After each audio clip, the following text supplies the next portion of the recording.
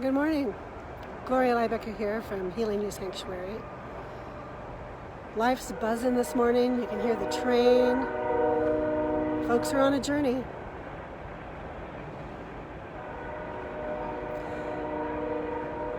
I woke up thinking about some parts of my life.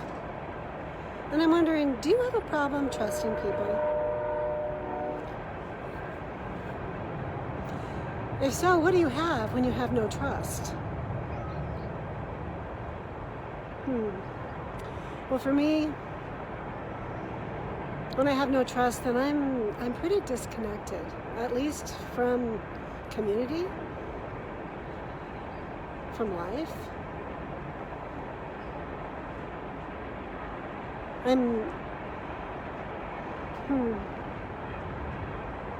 I doubt myself.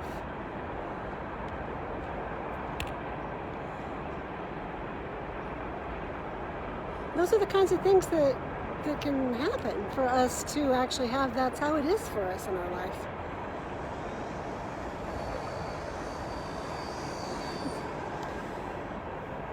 What keeps you stuck?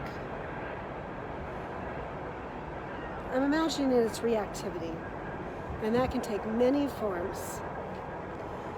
And reactivity can be shock. It can be fear.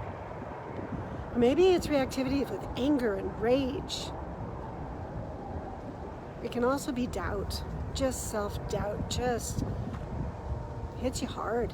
Everywhere you turn, you doubt yourself. There's a lack of trust not only in other people, there's a lack of trust in yourself. As I was wrestling with this thing around trust, I actually started to connecting with my heart and like, wow, where did this begin in my life? Or what is an example of this in my life? And I was really surprised with what came up for me, because I hadn't remembered this in quite a while. But I remember being in school, and I was one of those observers watching other people and seeing the groups that they were in and the things they would do, and I wondered how they did it. Then one day I was very excited because I was invited by a friend to come to her house. And there were supposed to be a lot of other people coming, and we're going to have a lot of fun. So I was just filled with anticipation. And so I got all dressed up and I went to this house.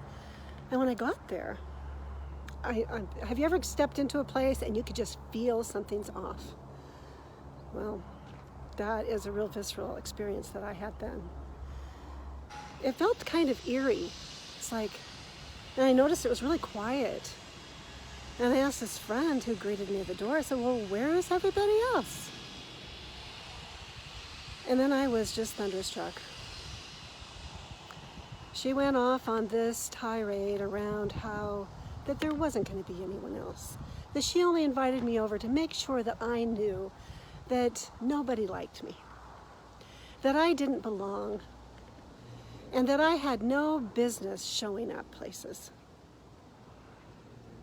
I was just so shocked, and I felt numb and in disbelief and in horror.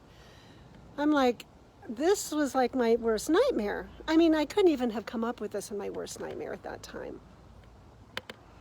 I didn't know how to be with it. And fortunately, I was able to function at least enough to say, can I use the phone? I need to get a ride home. To which was met with a lot of ridicule and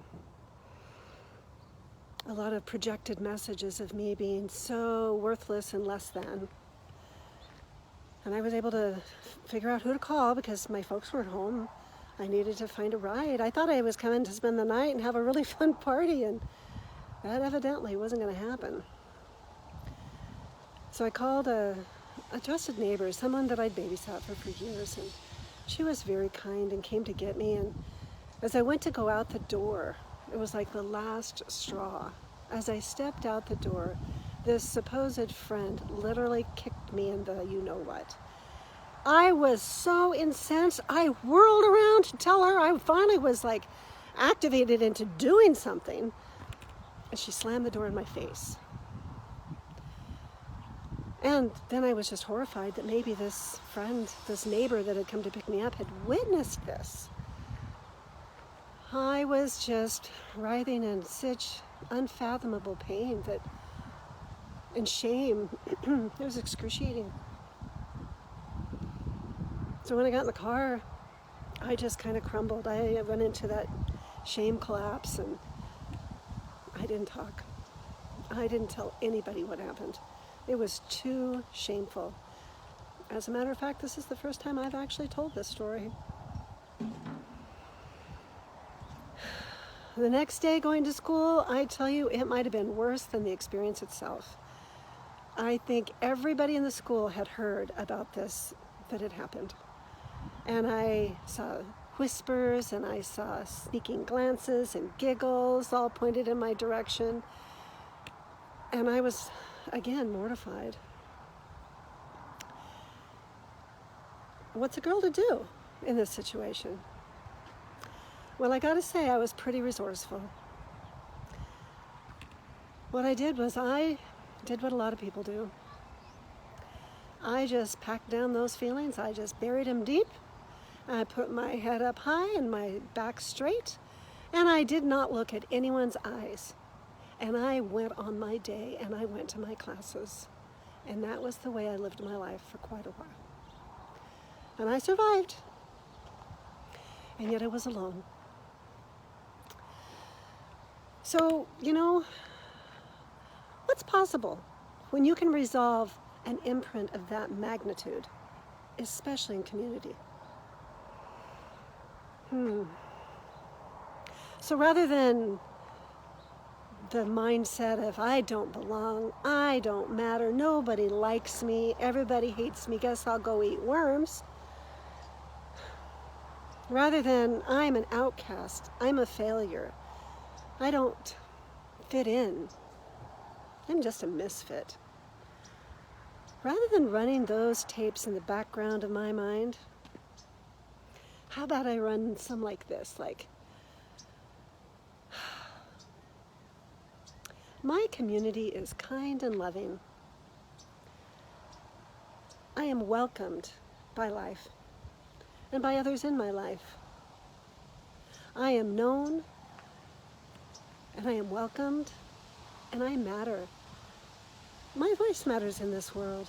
I have come here to make a difference in this life and for the generation that follows and after that. I am whole and complete and perfect as I am.